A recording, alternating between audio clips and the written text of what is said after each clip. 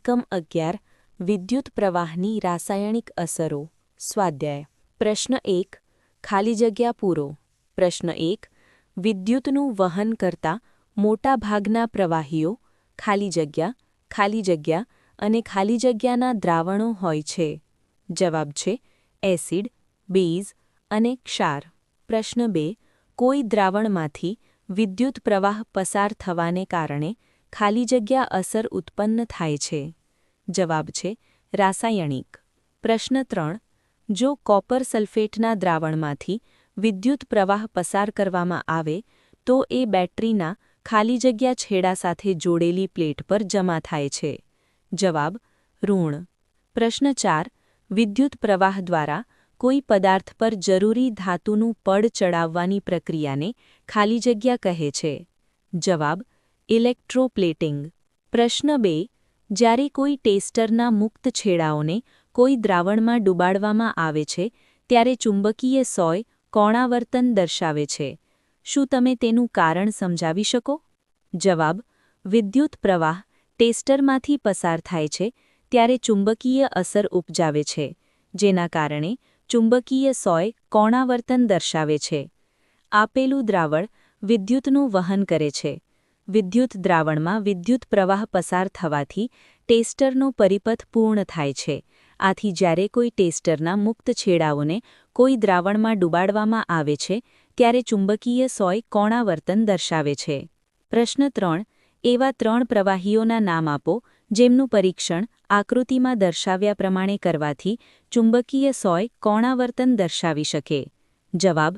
લીંબુનું પાણી નળનું પાણી એસિટિક એસિડ પ્રશ્ન 4 આકૃતિમાં દર્શાવેલ વ્યવસ્થામાં બલ્બ પ્રકાશિત થતો નથી તે માટે શક્ય કારણોની યાદી બનાવો તમારો ઉત્તર સમજાવો જવાબ આપેલ આકૃતિમાં બલ્બ પ્રકાશિત નહીં થવાના કારણો નીચે મુજબ છે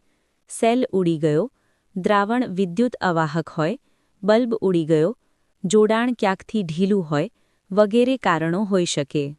પ્રશ્ન 5 બે પ્રવાહીઓ એ અને બીના વિદ્યુત વહનની તપાસ કરવા માટે એક ટેસ્ટરનો ઉપયોગ કરવામાં આવ્યો એવું જોવા મળ્યું કે ટેસ્ટરનો બલ્બ પ્રવાહી એ માટે તેજસ્વી રીતે પ્રકાશિત થાય છે જ્યારે પ્રવાહી બી માટે ઘણો ઝાંખો પ્રકાશિત થાય છે તમે તારણ કાઢી શકો કે જવાબ વિકલ્પ એ પ્રવાહી એ પ્રવાહી બી કરતાં વધારે સારું વાહક છે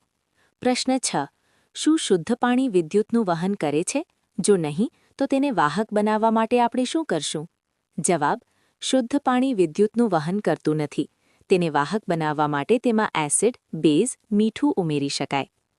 પ્રશ્ન 7 આગ લાગી હોય ત્યારે ફાયરમેન પાણીની નળીઓનો ઉપયોગ કરતા પહેલા તે વિસ્તારના મુખ્ય વિદ્યુત પુરવઠાને બંધ કરી દે છે તેઓ આવું કેમ કરે છે સમજાવો જવાબ આગ લાગતી વખતે નળનું પાણી નિસ્યંદિત પાણી ન હોવાથી વિદ્યુતનું વાહક છે ફાયરમેન પાણીની નળીઓનો ઉપયોગ કરતા પહેલા તે વિસ્તારના મુખ્ય વિદ્યુત પુરવઠાને જો ચાલુ રાખે તો પાણી મારફતે વિદ્યુતનું વહન થવાથી ઇલેક્ટ્રિક શોક લાગવાની શક્યતા રહે છે જે ફાયરમેન માટે પ્રાણઘાતક નીકળી શકે છે પ્રશ્ન 8 દરિયાઈ વિસ્તારમાં રહેનારો એક બાળક પોતાના ટેસ્ટરથી પીવાના પાણી અને સમુદ્રના પાણીનું પરીક્ષણ કરે છે તે જુએ છે કે સમુદ્રના પાણી માટે ચુંબકીય સોય વધારે ચલિત થાય છે શું તમે તેનું કારણ સમજાવી શકો જવાબ દરિયાઈ વિસ્તારનો બાળક સમુદ્રના પાણીનું પરીક્ષણ કરતા જુએ છે કે સમુદ્રના પાણીમાં પીવાના પાણી કરતાં વધુ પ્રમાણમાં ક્ષારો તેમજ દ્રવ્યો છે તેથી સમુદ્રનું પાણી પીવાના પાણી કરતાં વિદ્યુતનું વધારે વાહક છે પરિણામે સમુદ્રના પાણીમાંથી પીવાના પાણી કરતાં વધુ મૂલ્યનો વિદ્યુત પ્રવાહ પસાર થાય છે તેથી ચુંબકીય સોય વધારે ચલિત થાય છે